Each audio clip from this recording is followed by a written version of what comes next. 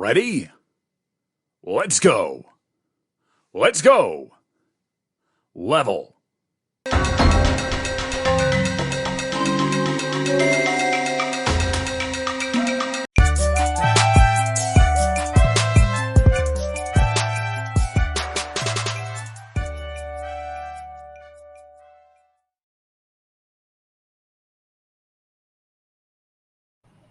Selamat sejahtera saya ucapkan kepada Profesor Madya Dr. Muhammad Azri.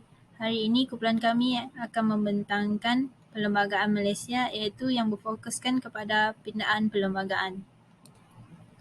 Seperti yang kita tahu, negara kita Malaysia mempunyai perlembagaan tersendiri iaitu Perlembagaan Bertulis yang telah mula dikuatkuasa sejak 31 Ogos 1957.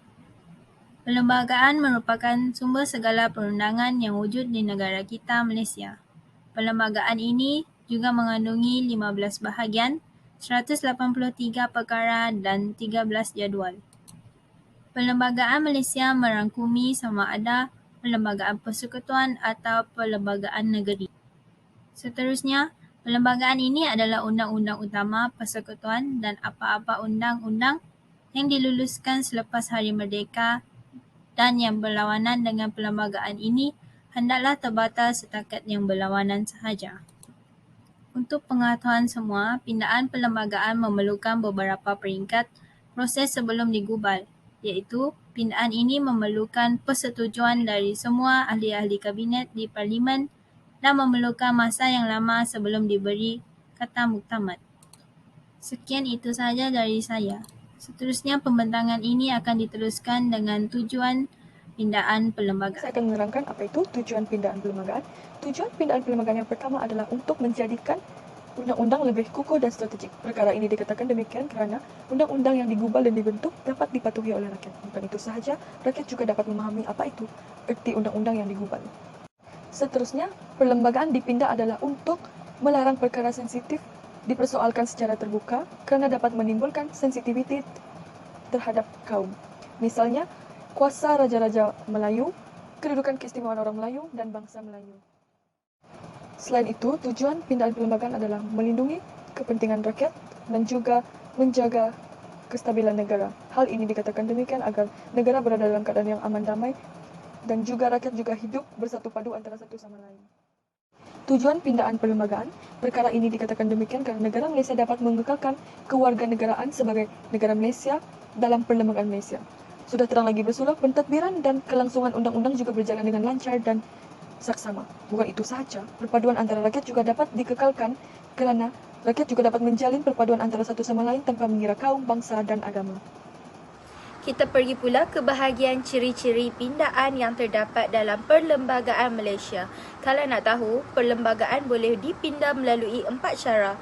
Yang pertama, pindaan melalui sokongan majoriti 2/3 ahli Dewan Parlimen Malaysia yang mendapat perkenan raja-raja.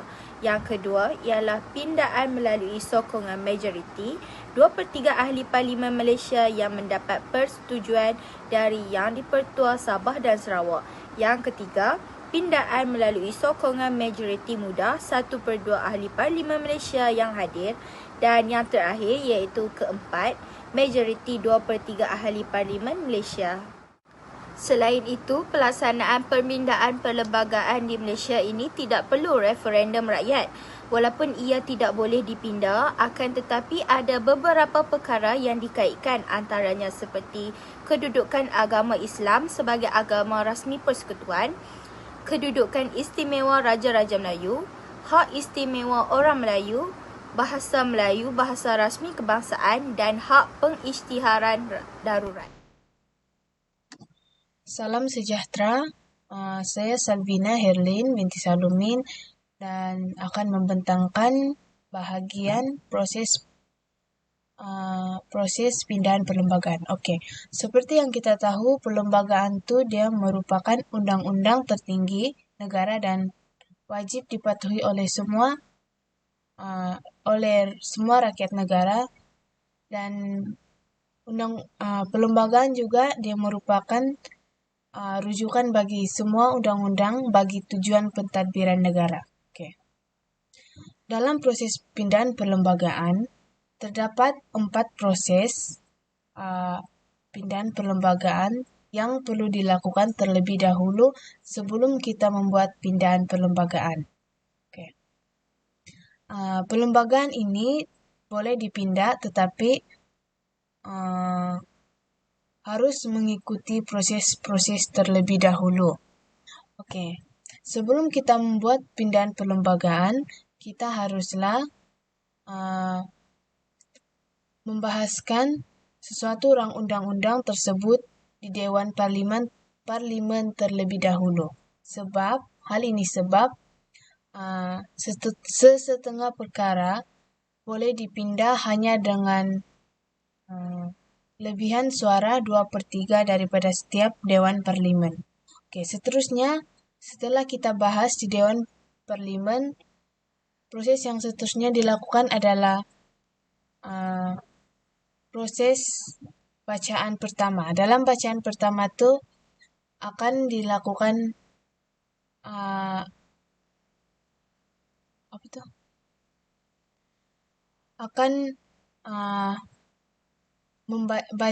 baca tajuk rang undang-undang yang hendak dibahas dan dipindah.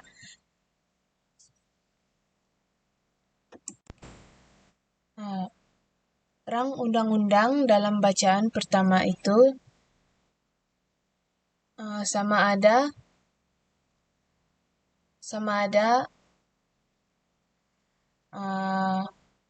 memasukkan perkara baharu dalam sesuatu undang-undang tersebut dan ataupun rang undang-undang tersebut ingin dipindah.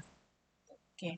Seterusnya, selepas bacaan pertama, proses yang seterusnya adalah proses bacaan kedua. Dalam bacaan kedua akan setiap rang undang-undang yang ingin dipindah haruslah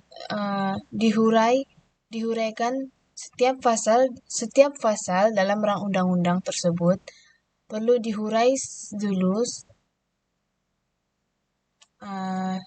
sebelum dipindah. Sama ada rang undang-undang tersebut diterima ataupun tidak, undian diterima ataupun tidak,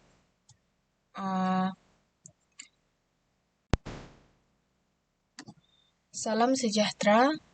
Saya Salvina Herlin binti Salumin dan akan membentangkan bahagian proses pindahan perlembagaan. Okey, seperti yang kita tahu, perlembagaan tu dia merupakan proses seterusnya ialah peringkat jawatan kuasa. Pada peringkat ini, rang undang-undang akan dibahaskan sekali lagi secara terperinci sebelum memasuki bacaan ketiga. Dan seterusnya, pada bacaan ketiga, rang undang-undang Akta Perlembagaan Pindaan 1993 yang telah diluluskan adalah mengikut peruntukan perlembagaan dengan lebih 2/3 majoriti ahli Dewan Rakyat dan Dewan Negara. Jika kurang daripada jumlah itu, rang undang-undang akan dibatalkan. Seterusnya, proses terakhir iaitu perkenan daripada YDPA iaitu Yang di-Pertuan Agong. Rang undang-undang akan dihantarkan kepada YDPA untuk diperkenan dan setelah menerimanya, YDPA akan mengikut perlembagaan yang mempunyai 2 pilihan yang ditetapkan, iaitu yang pertama, memberi perkenan kepada rang undang-undang dalam masa tempoh 30 hari. Dan seterusnya, pilihan kedua, baginda memulangkan semula rang undang-undang kepada Parlimen dan menyatakan sebab rang undang-undang tersebut tidak diperkenan untuk dipertimbangkan semula atau harus diubahsuaikan oleh Parlimen. Pengubahsuaian yang dibuat terhadap rang undang-undang merupakan hasil perbincangan daripada raja-raja dan juga kerajaan. Pengubahsuaian yang dilakukan tidak akan menjejaskan tujuan pertama rang undang-undang yang diluluskan oleh Parlimen dalam Akta Perlembagaan Pindaan 1993, iaitu menentukan raja yang boleh didakwa di bawah undang-undang negara. Bagi contoh pindahan perlembagaan pula, pada tarikh 16 Julai 2019, sebuah kempen iaitu Undi 18 telah diluluskan di mana ia melayakkan remaja yang berumur 18 tahun untuk mengundi dan juga menjadi calon wakil rakyat. Syed Saddiq merupakan wakil rakyat muda yang telah merealisasikan perkara tersebut. Rang undang-undang perlembagaan ini telah disokong oleh 211 orang ahli daripada 222 orang ahli parlimen, iaitu melebihi 2/3 persetujuan ahli Dewan Rakyat. Sebagai hasilnya, ia telah menyebabkan penurunan had umur bagi pengundi dan juga calon wakil rakyat, iaitu dari umur 21 tahun kepada 18 tahun. Perkara ini berlaku apabila remaja berumur 18 tahun dikenal pasti sudah cukup dewasa untuk membuat keputusan sendiri. Bukan itu saja, kebanyakan negara di Eropa juga telah menurunkan had umur mengundi dan juga calon wakil rakyat mereka kepada 18 tahun sejak era 60-an lagi. Bukan itu saja, dengan adanya golongan muda di dalam arena politik yang akan memberi kesegaran kepada kepemimpinan negara kita. Hal ini karena dengan adanya intelektual golongan muda dan juga pengalaman daripada golongan yang lebih tua, ia akan membawa negara Malaysia kepada arah yang lebih baik dan juga mampu membantu pembangunan negara ke arah yang lebih baik. Terdapat 3 kepentingan perlembagaan, salah satunya ialah menjaga keselamatan negara. Segala pindaan yang dibuat pada perlembagaan adalah untuk menjamin kesejahteraan dan keselamatan negara. Sebagai contoh, pada tahun 1965, pemisahan Singapura daripada Malaysia dibuat sendiri oleh Tunku Abdul Rahman Putra Al-Haj. Hal ini kerana Lee Kuan Yew dan Parti Tindakan Rakyat PAP enggan bertolak ansur dengan pimpinan Tunku. Satu peristiwa yang berlaku ialah rusuhan kaum antara kaum Cina dan kaum Melayu. Hal ini berlaku ketika kaum Melayu sedang melakukan perarakan bagi merayakan hari lahir Nabi Muhammad di jalan raya di Singapura.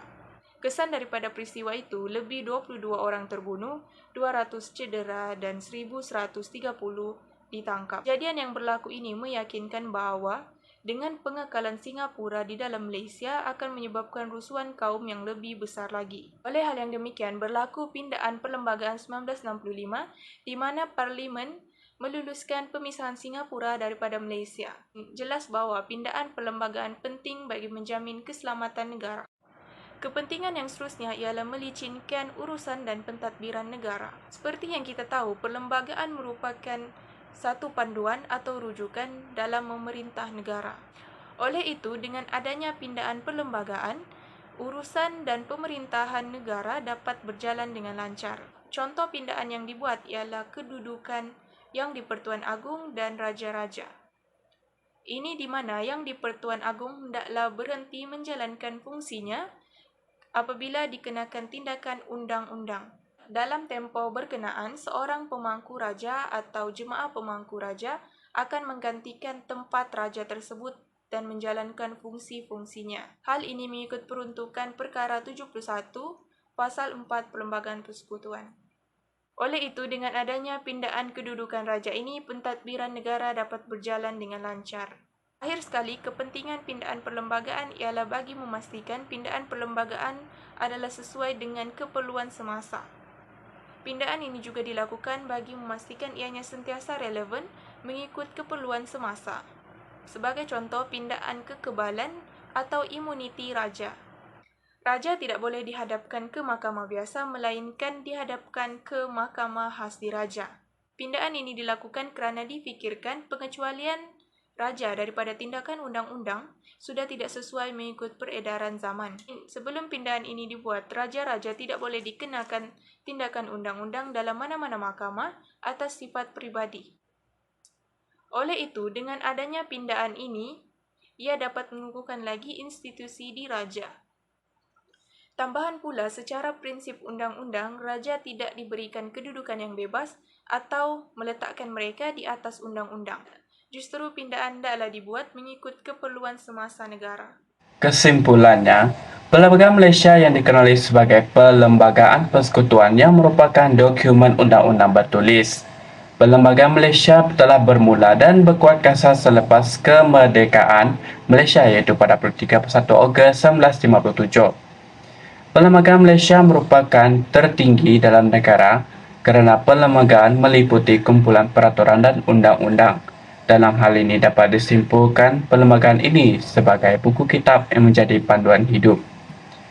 Namun, perlembagaan ini dapat dipindah demi menjaga kebaikan negara dan masyarakat di negara ini. Perlembagaan akan dipindah mengikut kesesuaian dan peredaran zaman dan juga mengikut perubahan yang berlaku di sekeliling persekitaran kita. Perlembagaan ini dipindah mengikut 4 cara, antara salah satunya adalah berunding dengan Majlis Raja-Raja. Oleh itu, pindahan perlembagaan ini penting demi kemakmuran dan kebaikan negara dan masyarakat dari aspek politik, ekonomi, dan sosial. Sekian, terima kasih.